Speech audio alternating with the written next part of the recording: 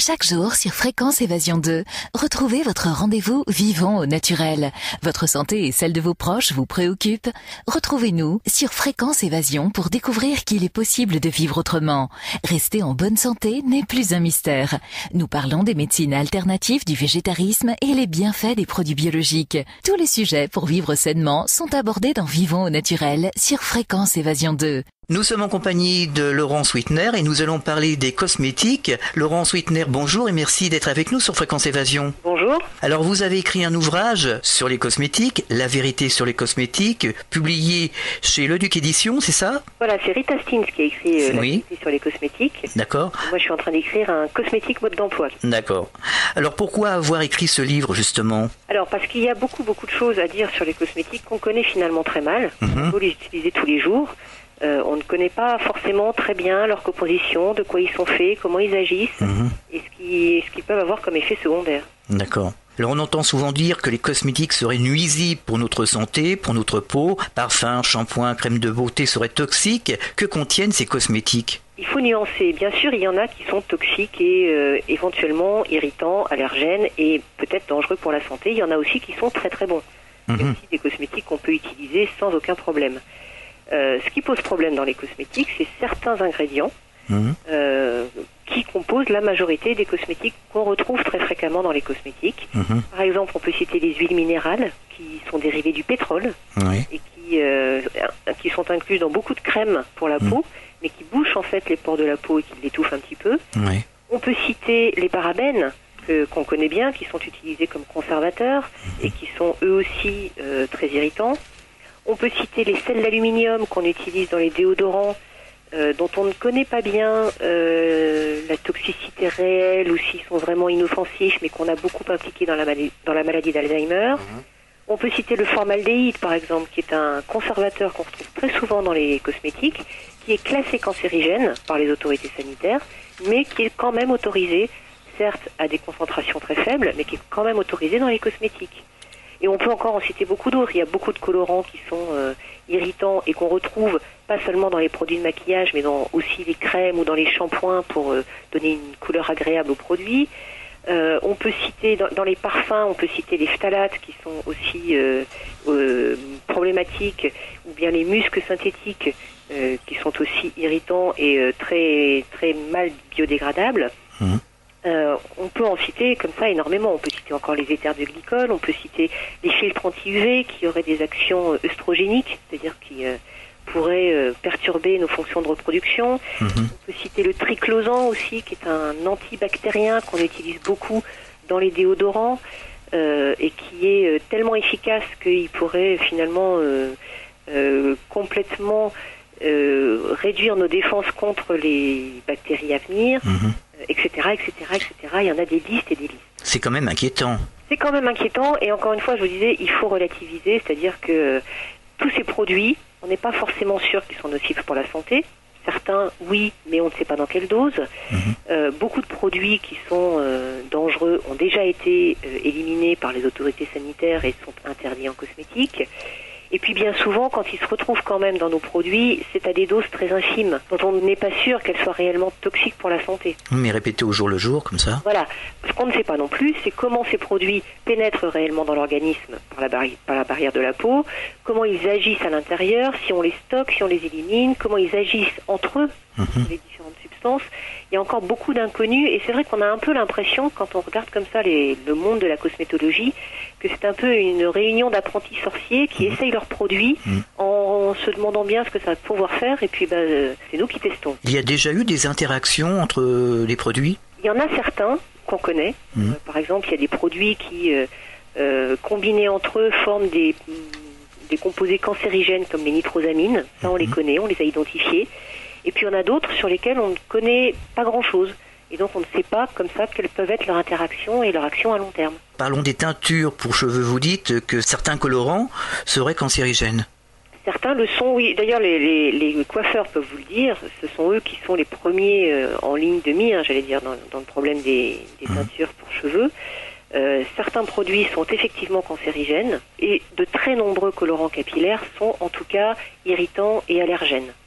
Donc, que faut-il faire ? Alors, il faut bien choisir ses produits, c'est-à-dire qu'il faut décrypter les listes d'ingrédients. Oui. Et le livre de Rita Steen se donne justement un lexique avec 1200 ingrédients qu'on retrouve dans les cosmétiques pour aider chaque consommateur à savoir ce qui est bon, ce qui n'est pas bon.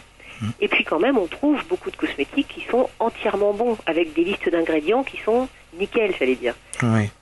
Et donc, il faut plutôt se tourner vers ces produits-là. Vivons au naturel sur Fréquence Évasion 2. Alors pour les teintures pour cheveux, beaucoup de femmes, de personnes les emploient. Quel genre de cancer ça peut déclencher? Cancer de la peau ou...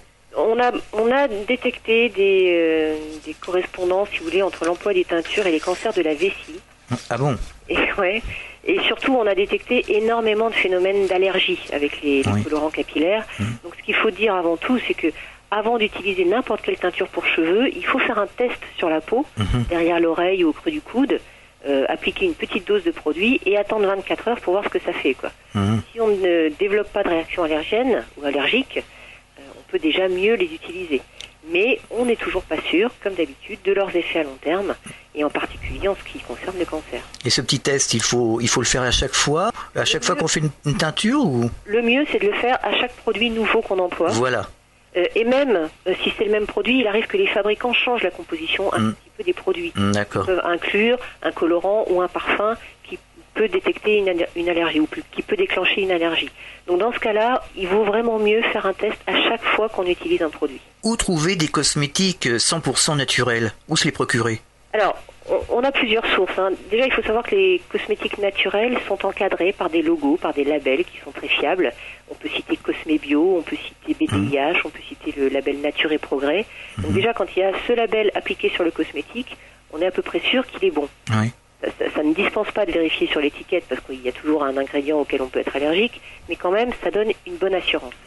Et puis, on les trouve surtout en magasin bio, on les trouve dans les marchés, dans les foires bio, et on les trouve aussi sur Internet. Et on espère de plus en plus dans les grandes surfaces, mais pour l'instant, c'est pas encore le cas. Il y a des sites spécialisés, je suppose. Oui, il suffit de se promener un petit peu, de connaître les marques qui sont bonnes, et d'aller les chercher sur Internet, on les trouve très facilement. Est-ce que ces cosmétiques reviennent plus cher que les cosmétiques ou les teintures que l'on trouve dans le commerce? Alors, le prix n'est pas forcément un indice de qualité. Il faut savoir que un très bon produit peut être à peu près de prix équivalent à un très mauvais produit. Le prix, il faut le savoir, est souvent un argument marketing pour les fabricants, c'est-à-dire qu'ils se disent, si je vends mon produit cher, le consommateur va se dire qu'il doit être très efficace, donc il va l'acheter en confiance. Et on a quelquefois tendance à acheter plus facilement un produit un petit peu plus cher, parce qu'on se dit, s'il est cher, c'est qu'il doit être bon. Voilà. Et donc le prix n'est pas forcément un indice de qualité. Alors quels sont les conseils à donner à nos auditeurs en général quand ils vont se procurer des cosmétiques, des shampoings, des crèmes, des teintures pour les cheveux, etc.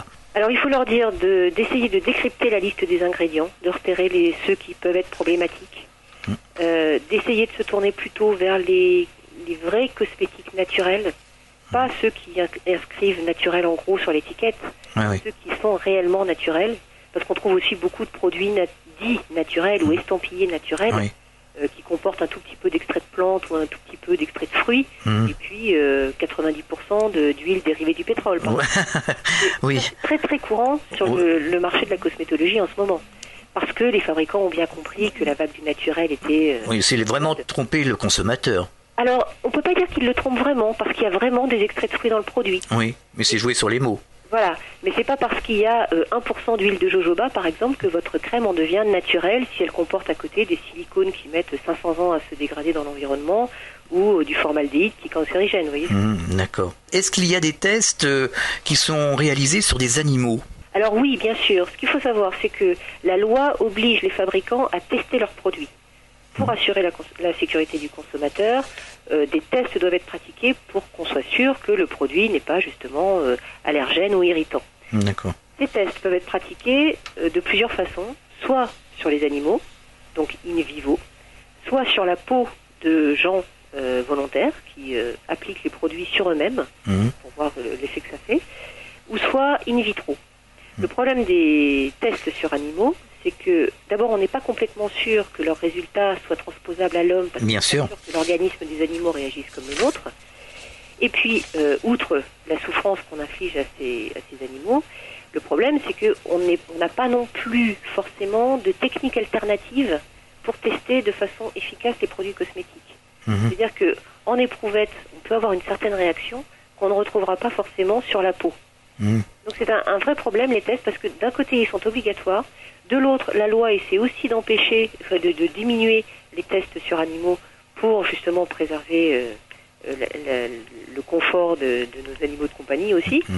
Mais qu'on n'a pas vraiment encore de solution alternative fiable. Il faut dire que la peau d'un animal est complètement différente de celle de l'homme. La peau d'un animal, son poids, sa réaction physiologique, tout est différent.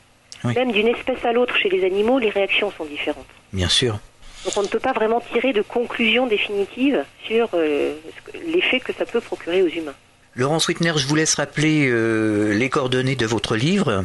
Alors, le livre de Rita Steins s'appelle « La vérité sur les cosmétiques ». Il est paru aux éditions leduc.s. Et celui que je suis en train de terminer va s'appeler « Cosmétiques mode d'emploi » chez le même éditeur. D'accord. Laurence Wittner, merci et à bientôt. Merci beaucoup. Au revoir. Au revoir. Sur Fréquence Évasion, vivons au naturel. Fréquence Évasion.